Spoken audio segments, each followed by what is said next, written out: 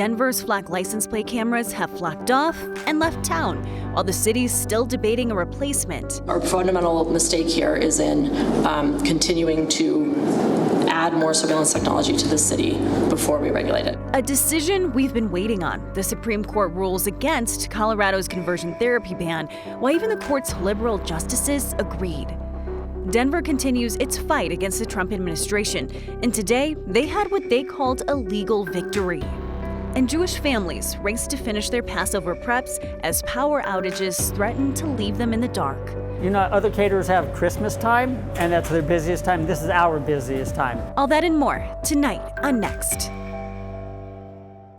Denver's controversial flock cameras are officially gone. As of today, the company removed all of them because the city's contract expired. Denver police is already saying that's going to impact investigations. Here's Mark Salinger. Denver just turned off and removed all 110 license plate car tracking flock cameras from the city. And there's nothing ready to replace them. Here at this intersection on Broadway, there used to be cameras. Now, they're all gone. Denver ended its contract with Flock after public backlash over privacy concerns and revelations the company could share data with federal immigration authorities. But even though the city's cameras are gone, Flock cameras don't disappear from Denver entirely.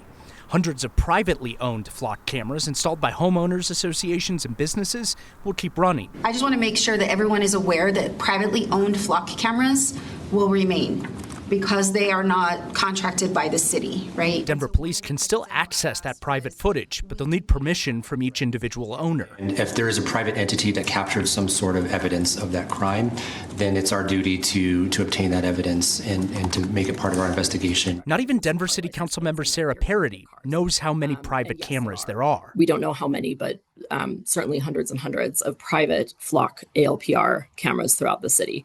DPD can always request that information. Denver City Council is voting on whether to approve a new contract with a different company, Axon. But even if it passes, the replacement cameras won't be ready for several more weeks. And there will only be 50 of them. I do just want to put that in context, that this is not a tool Denver police had before 2 years ago. And the Denver Police Department has always had a very high homicide clearance rate, and it continues to. For now, the 110 Flock cameras are gone. And at least for the next several weeks, the city has far less surveillance than it did just a couple of days ago. Denver police told me late this afternoon that license plate reading cameras are incredibly useful, and getting rid of Flock, quote, will have an impact on criminal investigations. They'll treat the remaining private Flock cameras that are still out there as any other surveillance camera, which means that they have to access evidence from the owner in a criminal investigation, Angeline. And we heard the counselors talking about private cameras, but as it turns out, it's not just Flock in the city. Yeah, Denver police has a small number of other ALPR cameras. Those are license plate reading cameras. They're at 6th and Federal. They have a couple of them. And then they have a couple others that are roving around on different police cars. But again, no Flock cameras that they directly use anymore from the city of Denver. All right. Thank you, Mark.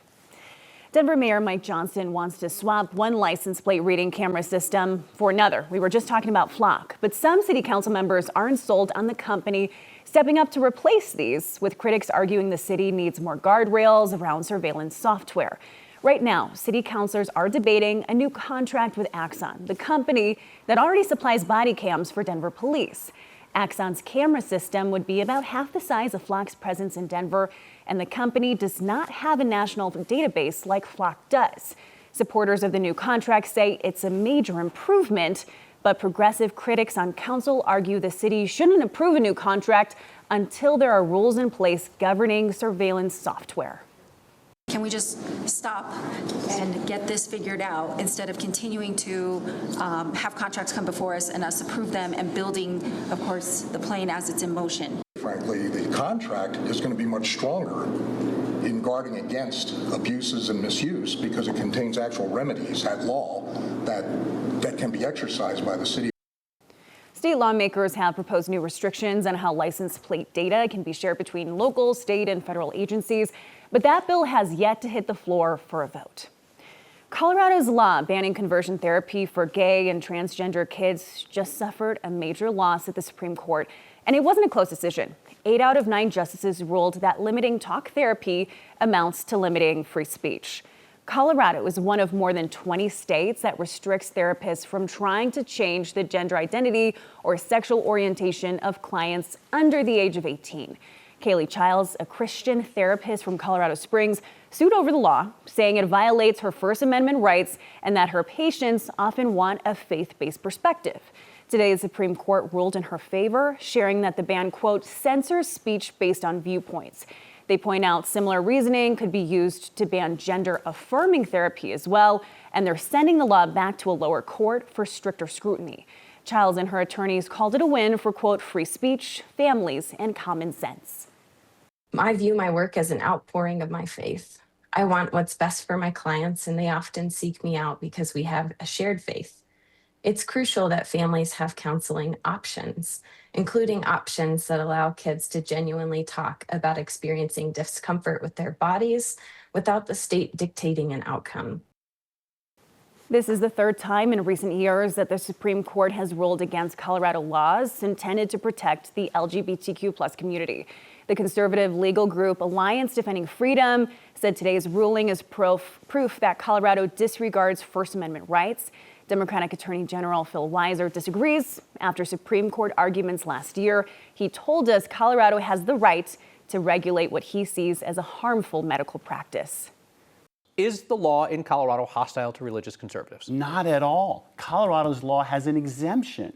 If what you're engaged in is religious guidance, ministry, the law doesn't apply to you. The law applies to people who are professionals, who get a license from the state and who have an obligation to provide a standard of care that's legitimate. The Supreme Court may reach to get to some result here, but it's, to my mind, a dangerous move because it's not grounded in facts, and it would open up this Pandora's box, allowing people to say, I'm going to practice whatever type of medicine I want because I've got some First Amendment interest in doing so.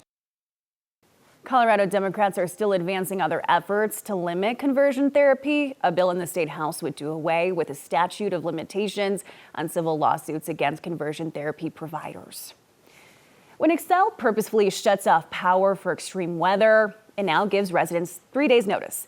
A southeast Denver neighborhood just got 1 day's notice of a shutoff for maintenance. It's a heavily Jewish neighborhood with a synagogue kitchen that has prepared thousands of meals for the Passover holiday. That would be at risk of spoiling without power. That is, until our Marshall Zellinger contacted Xcel. Our freezers are filled to the max, and that's not including anything that's sitting out either. The fans are running and keeping the food cold inside the freezer and refrigerator in the kitchen of the Alliance, a synagogue in southeast Denver, where caterer Albert Cohen and his team have prepared hundreds of meals for Passover Seders Wednesday night. 400 for Emmanuel for dinner. We have 200 for the Alliance. We have 10 for Temple Sinai, and like 150 individual meals that are going out. It took months of planning for Cohen's biggest day. Other caterers have Christmas time, and that's their busiest time. This is our busiest time. Matzo ball soup, we're doing brisket, chicken, salmon, apple matzo kugel. All that is prepped and kept cold until Wednesday. To complete this work safely, we will need to interrupt electric service to your area. Morty Katovitz got the call Tuesday morning that power would be shut off Wednesday between 9 a.m. and 2 p.m. for pole maintenance. Xcel told me it was planned around spring break for Thomas Jefferson High School, which is just behind the synagogue. 180 customers, including Katovitz, would have power shut off in this largely Jewish neighborhood where families will be prepping in their kitchens for Passover. I don't think it was their intent to schedule it because of Passover. I don't think they were looking at the calendar.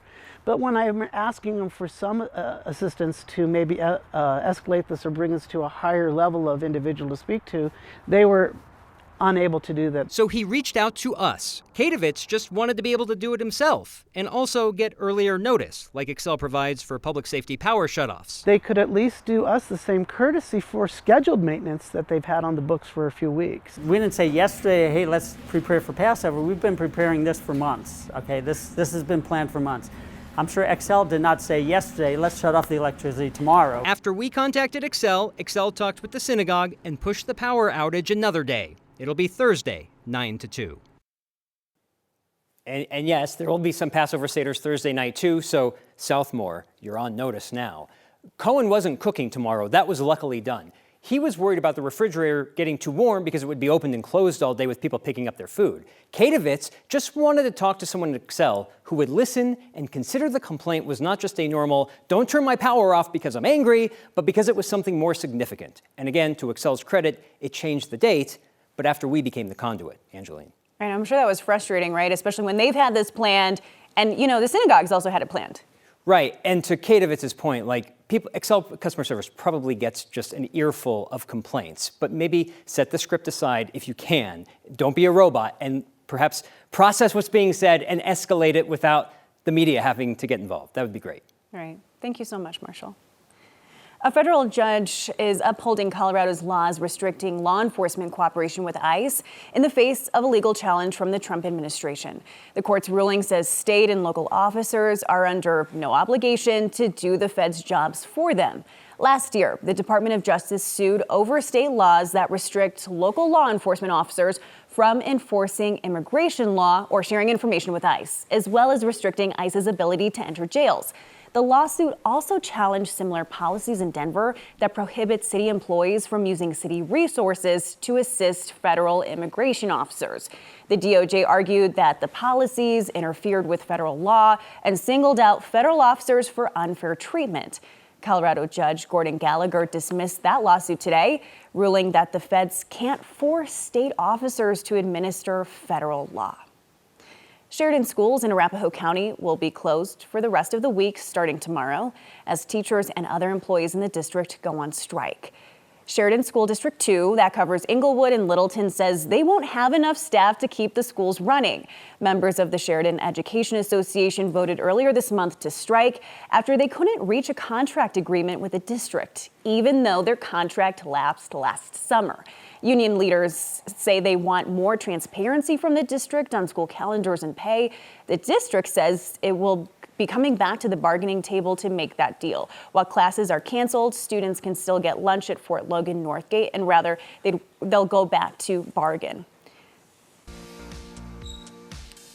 Spring skiing, more like no skiing. Ski resorts struggled throughout the season, meaning no send-off to say goodbye to winter. Today, we're all here for a reason, for a purpose. And Passover is really a time to connect with our mission of why we're here. Today, we're all here for a reason, for a purpose, and Passover is really a time to connect with our mission of why we're here. And as Colorado's Jewish community prepares for Passover, a local rabbi has a word of meaning of the holiday. That's next. Colorado ski resorts are limping across the finish line after one of the most disappointing snow seasons in recent memory. Some resorts are canceling events, while others are closing earlier than expected. Steamboat says its final day will be Sunday, April 5th, a week ahead of schedule. Wolf Creek Ski Area will also close that day. Telluride announced it's closing today unless they get enough snow to reopen for a closing weekend. And Keystone is closing this Sunday, although they're canceling their annual pond skim and rail jam because, quote, the snow we needed started summer break early. And when we think about this, snowpack, the resorts don't have it today, so imagine what we're going to be looking at in terms of snowpack water in just a couple months, Chris. Yeah, in fact, our snowpack right now is equivalent to that of May 30th. So let me explain. The amount of snow that's within the Colorado mountains right now, that is equal to that of May the 30th. So if it looks like late May or even early June, I got a tweet from somebody saying, looks like early June up here atop the 14ers. You'd be right. It feels like rafting season's already gotten going. I've heard of reports of the Arkansas River and even parts of the Yampa opening up for rafting. And that's because, again, this is a end of May-like snowpack right now. High temperatures today, much cooler, though that high was just after midnight there in Denver at 66. Has really been stuck in the 40s, 50s all day long. Winter weather advisory in the mountains. As much as a foot of snow possible for us in the flat tops, West Elks, the Elks, and down through the San Juans, western-facing slopes. By the way, speaking of Telluride, they may end up getting enough snow to have a closing weekend there. Telluride will do pretty well out of this. Double-digit snow likely for my friends down in Telluride. So some good news on that end. Crested Butte, Aspen, again, the West Elks as well as down through the San Juans will do best here. From this storm system west of the Continental Divide, heaviest, steadiest snow will be tomorrow morning. So expect a slick drive at all the key passes, including the tunnels, Loveland Pass, Berthoud Pass, Rabbit Ears Pass, all will be slick tomorrow morning. That snow gradually dissipates tomorrow and tomorrow night before we get another wave of snow for our northern mountains. Coming up, Thursday night and Friday. And that 7-day forecast in Denver. We've got a few raindrops outside right now. First rain for us in Denver in 16 days, or any sort of water coming from the sky. Better chance for rain tomorrow afternoon. In fact, a few claps of thunder likely tomorrow afternoon as well. And then Friday, a few raindrops possible for the Rockies game, but that forecast trending drier but windier. And then we dry out and warm up for Easter Sunday into the early part of next week. Passover is happening right here, right now. And we relive the story, we retell the story, and we find ourselves in the story. It's a time for reflection, but also hope for the future. A word from Colorado's Jewish community ahead of the Passover holiday. And a reminder, you can also catch Next streaming each night at 6 p.m. on 9 News Plus. And Next is now a podcast each weeknight. Find us wherever you get your podcasts.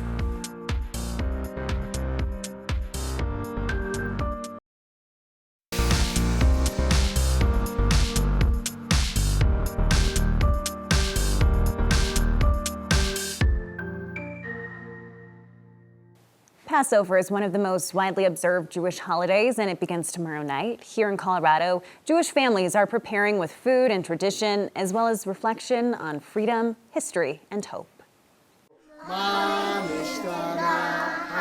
Passover is a very special holiday. It's a biblical holiday going back over 3,000 years ago when the Jewish people were enslaved in Egypt. Rabbi Avraham Mintz from Chabad Jewish Center. It's a special matzah from Israel. We're getting ready for Passover and the Passover rush, which is always an exciting, but sometimes can be stressful. This is the ark where we keep the Torah scroll. And what we found here over our 22 years here in the Metro Denver community is that it's perhaps the most observed Jewish holiday. This is what every Seder table would have. We've been through difficult times before, but we're still here. I lift up my eyes to the hills. It's a time really to get together, to celebrate, to connect with who we are as a people, connect with our past, and look to the future. Passover begins April 1st in the evening, and it lasts for 8 days. Passover is when the Jewish people left Egypt and finally became a free people, and that's really became the birth of Am Yisrael, birth of the Jewish people. You know, today in life, there's so much going on, and to know where you're going, you really have to know where you're coming from. We don't have any joy in the fact that others, human beings, are suffering. And I think that's relevant to today for all of humanity. Now's the time to fight anti-Semitism, but when you get rid of darkness, you don't fight it with a broom, you light a candle. Everyone has to light their candle. And when the world needs our light more than ever, everyone adding their light, we're all together make up a beautiful puzzle. And that's what Passover is all about, to celebrate each and every one of us, living as free as we can, to celebrate that freedom, to respect one another, and to make this world a truly kinder and holier place for all.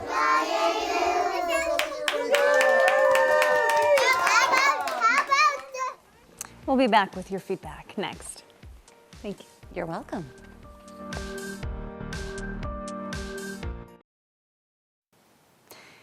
Thank you for staying with us. Okay, Erica asks this question. Is there enough water to raft this season if we don't have the snow melt? Erica, great question. We've talked a lot about those winter sports, right? Snowmobiling and ski resorts and how they've been impacted. And then what about the summer sports? All of those places and companies that rely on water.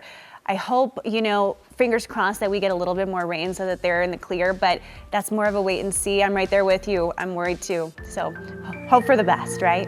Thanks for being with us.